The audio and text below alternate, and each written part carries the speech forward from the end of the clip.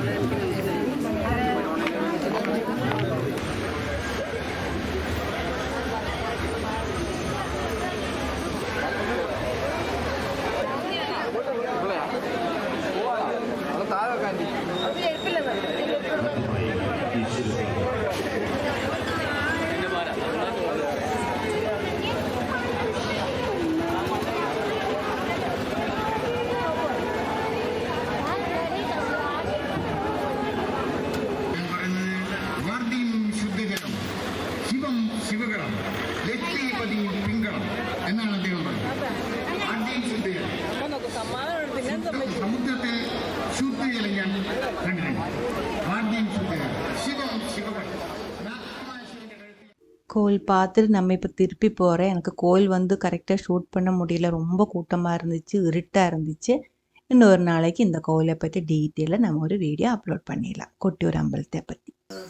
அடுத்த நாளைக்கு நம்ம வீட்டில் பெலிச்சடங்கு அப்படின்னு சொல்லுவேன், பெலி அது அப்படி தான் சொல்கிறது இங்கே. நம்ம வீட்டில் இறந்தவங்களுக்காக நம்ம போடுற ஒரு பூஜை தான் இது. அதுக்கப்புறம் அந்த பிண்டம் இலையில் வச்சதுக்கப்புறம் நம்ம அது தண்ணியில் கொண்டு ஒழுக்கணும். பாவலிப்புழா அப்படின்னு சொல்லி ரொம்ப ஃபேமஸாக இருக்கிற ஒரு ரிவர் இருக்குங்க, அங்கே கொண்டே தான் நம்ம இது ஒழுக்க போகிறேன். அந்த பிண்டம் ஒழுக்க போகிறேன். அக்காவோட பையன் அண்ணா வந்துட்டு 5 வருஷம் ஆகுது இறந்துட்டு. அவங்களுக்கான பூஜை தான் இப்போ நம்ம செஞ்சு பிண்டம் ஒழுக்கிறதுக்காக பொழியில் போயிட்டு இருக்குது. அது ஒரு பெரிய கதை தான். அண்ணா இறந்தது கொரோனா டைமில் தான் அவங்க இறந்தாங்க. அந்த டைமில் நாங்களெல்லாம் நான், ஹஸ்பண்டு, ஃபேமிலி, குழந்தைங்க எல்லாருமே கோயம்புத்தூர் தான் இருந்தாங்க. அப்போது லாக்டவுனாக இருக்கிறதுனால நமக்கு ஊருக்கு வர முடியல. எங்களுக்கு அண்ணாவை பார்க்க முடியாமல் போயிடுச்சு. இவங்க ரொம்ப வெயிட் பண்ணி பர்மிஷன்லாம் கேட்டு வரதுக்கு பார்த்தா அந்த ஃபஸ்ட்டு லாக்டவுன் டைமில் ரொம்ப ஸ்ட்ரிக்டாக இருக்கிற டைமில் வர முடியல. எங்களுக்கு வரதுக்கு பர்மிஷன் இல்லாததுனால ரொம்ப ஷாக்கிங்கான ஒரு டைமாக இருந்துச்சு அது. அவங்களோட தம்பி என் ஹஸ்பண்டு வந்து வீட்டுக்குள்ளே தனியாக உட்காந்து அழுகிறது என்னால் பார்க்கவே முடியல, ரொம்ப சமாதானிப்பிக்கவும் முடியல. என்ன பண்ணுறேன்னு தெரியாமல் அவ்வளோ ஷாக்கான அந்த ஒரு டைம் தான் ஊருக்கு போகலாம் அப்படிங்கிற முடிவெடுத்துட்டேன். அதனால் முதல்ல நானும் குழந்தைங்களும் ஊருக்கு வந்துட்டு அப்படியே இங்கே 2-3 வருஷமாக செட்டில் ஆயிடுச்சு. அதுதான் இப்போ நம்ம ஊரில் இருக்கிறதுக்கான மெயினாக இருக்கிற ஒரு காரணம். புழையில் தண்ணி ரொம்ப கம்மியாக இருந்துச்சு, அதனால உள்ளே வந்து முங்கி வர்றதுக்கு முடியல. தண்ணி வந்து மேலே கொஞ்சம் தெளித்து கையெல்லாம் நல்லா கழுகிட்டு பிண்டம் ஒழுக்கினதுக்கப்புறம் நம்ம வீட்டுக்கு வந்துட்டேன். கொஞ்சம் நேரத்துக்குள்ளே நம்ம வீட்டுக்கு கிளம்பிடுவேன். நாளைக்கு ஸ்கூல் இருக்குது, லீவு முடிஞ்சிருச்சு. 2 நாளாக நமக்கு வந்து ஸ்பெஷலாக நான்வெஜ் எதுவுமே கொடுக்க முடியாததுனால அக்கா வந்துட்டு மீன் எல்லாம் வாங்கியிருக்கு. சிக்கன் ஒன்றும் வாங்கலை, மீன் வாங்கி கறி வச்சு வறுத்து அது கூட சாப்பிட்றதுக்காக பாருங்கள் ஒரு பலாக்காய் வெட்டி அது க்ளீன் பண்ணி அது வேக வைக்க போகிறேன். அக்கா கூட நானும் கொஞ்சம் ஹெல்ப் பண்ணலான்னு நினச்சிட்டு உட்காந்துட்டேன். இது நீங்கள் பலாக்காய் வேக வச்சு சாப்பிட்ருக்கீங்களா? நம்ம வேக வைக்கிறது எப்படின்னு நான் காமிச்சு தர்றேன். எந்த சேனலும் தெரியல, நமக்கு ஒரு 3 யூடியூப் சேனல் இருக்கிறதுல எந்த சேனல் எனக்கு ஞாபகம் இல்லை. ஏதோ ஒரு சேனல் நான் வந்துட்டு இதுக்கு முன்னாடி ஒரு ரெசிபி நான் அப்லோட் பண்ணியிருந்தேன். மலையாளத்தில் தமிழ்லாம் எனக்கு கரெக்டாக ஞாபகம் இல்லை. இதே மாதிரி அந்த வெட்டுற ஒரு இது இருக்குல்ல, அதுக்கு என்ன சொல்லுவாங்க தமிழ்ல? நம்ம வந்துட்டு கோடாலி அப்படின்னு சொல்லுவோம். அந்த விறகெல்லாம் வெட்டுற கோடாலின்னு தான் சொல்றது மலையாளத்திலே. கத்தியில் அறுக்கிறதோட இந்த கோடாலியில் ஒரு வெட்டு வெட்டிடுச்சுன்னா சீக்கிரம் பலாக்காய் வந்து இதே மாதிரி 2-3 பீஸாக மாற்ற முடியும். அதுக்கப்புறம் அதிலிருந்து இந்த காய் மட்டும் தண்ணி எடுத்துக்கலாம். கையில் எண்ணெயெல்லாம் தடவி ஒட்டாமல் நீட்டாக எடுக்க முடியும். இங்கே வந்து இந்த சக்கையோட சீசன் ஆயிடுச்சு அப்படின்னா பழுக்கிறதுக்கு முன்னாடி நிறைய சக்கை இருக்குது. பிளாவுன்னு சொல்லுவோம் இந்த மரத்துக்கு. அந்த மரம் வந்து நிறைய இருக்குது. மிச்சம் இருக்கிறதுல நம்ம வந்து பசு இருக்குது, பசுவுக்கு கொடுத்துடுவேன். இந்த இந்த சக்கையோட இந்த வேஸ்ட் எல்லாம் வரும் இல்லைங்களா, அதெல்லாம் பசுவுக்கு தான். அந்த மாதிரி நிறைய இருக்கிறதுனால டெய்லி நமக்கு எடுத்துடுவேன் இது வேக வைக்கிறதுக்கு.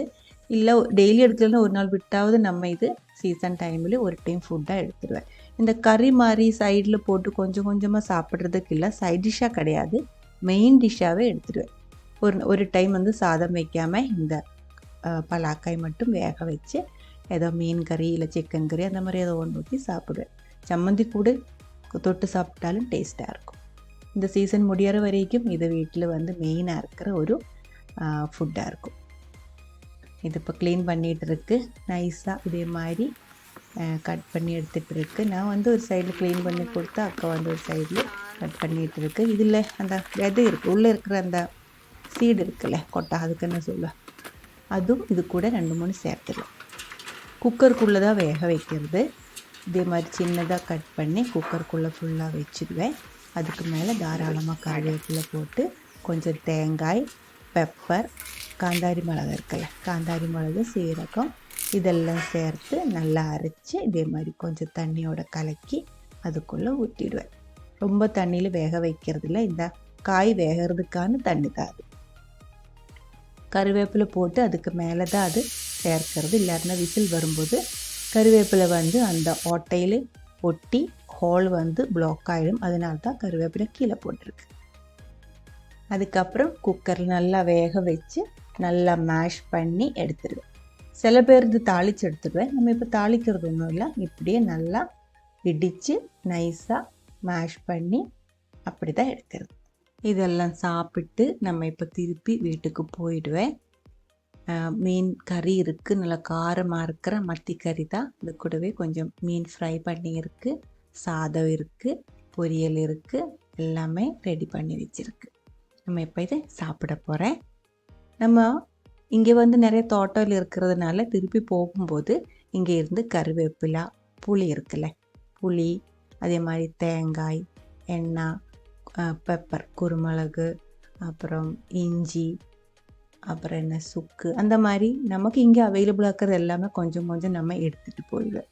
அப்புறம் முடியும் போது அடுத்த டைம் வந்து மறுபடியும் எடுத்துகிட்டு போயிடுவேன். அந்த மாதிரி தான் நடந்துட்டுருக்கு. நம்ம டவுனில் இருக்கிறதுனால இந்த மாதிரி தோட்டத்தில் கிடைக்கிறதும் நமக்கு அங்கே கிடைக்கிறது இல்லை. அது கூடவே போகும்போது இந்த செத்திப்பூ இருக்குல்ல, தெரியுமா? இந்த செத்திப்பூன்னு சொல்லிட்டு இந்த ரெட் கலரில், இது வந்து மருந்து செத்தி தான். செத்திப்பூ நிறைய விதவிதமாக இருக்குது, நிறைய இருக்கிறது இருக்குது. அது கிடையாது, மருந்து செத்தி இதே மாதிரி தான் இருக்கும், ரொம்ப கம்மியாக இருக்கும் பூ. அந்த செத்திப்பூவும் நம்ம இப்போ கொஞ்சம் எடுத்துகிட்டு போகிறேன். இது வந்து தேங்காய் பால் கூட சேர்த்து நம்ம எண்ணெய் செஞ்சுடுவேன். ரொம்ப கம்மியாக கிடைக்கும். விர்ஜின் கோகோனட் ஆயில் உடம்புக்கு ரொம்ப நல்லா இருக்கும், போட்டு குளிக்கிறதுக்கெல்லாம். அது கொஞ்சம் ரெடி பண்ணுறதுக்காக இந்த செத்திப்பூவும் நம்ம இப்போ கொஞ்சம் எடுத்துகிட்டு போகலான்னு நினைக்கிறேன். அப்புறமா வந்து கொஞ்சம் புளி, கருவேப்பிலை அதெல்லாமே நம்ம எடுத்துருக்கு. அப்புறம் அவ்வளவுதான். 2 பாட்டை நம்மளோட வில்லேஜ் லைஃப் அப்லோட் பண்ணியிருக்கு. நான் வந்து வீடியோ எடுக்கணும், ஷூட் பண்ணுறோம் அப்படின்னு சொல்லி ஒரு இதுக்காக வந்தது கிடையாது. வரும்போது அப்படியே ஆக்சிடென்ட்லி நடந்ததா. எப்போ வரும்போதும் கேமரா எடுத்துகிட்டு தான் வர்றது, ஷூட் பண்ணிவிடுவேன், ஆனால் வீடியோ அப்லோட் பண்ணுறதில்ல. ரொம்ப 2-3 வருஷமாக நம்ம சேனல் ஒன்றுமே அப்லோட் பண்ணுறதில்ல. இனிமேல் நம்ம இதே மாதிரி கொஞ்சம் கொஞ்சம் அப்லோட் பண்ணணுன்ட்டு இருக்குது, உங்களோட சப்போர்ட் இருந்தால் மட்டும். அவ்வளவுதான். இந்த ஒரு வீடியோ உங்களுக்கு பிடிச்சிருந்தாலும் இல்லை இருந்தாலும், சஜஷன்ஸ் இருந்தாலும், என்ன இருந்தாலும் கமெண்ட்ஸில் சொல்லுங்கள். அடுத்த ஒரு வீடியோவில் உடனே பார்க்கலாம். அது வரைக்கும் வணக்கம்.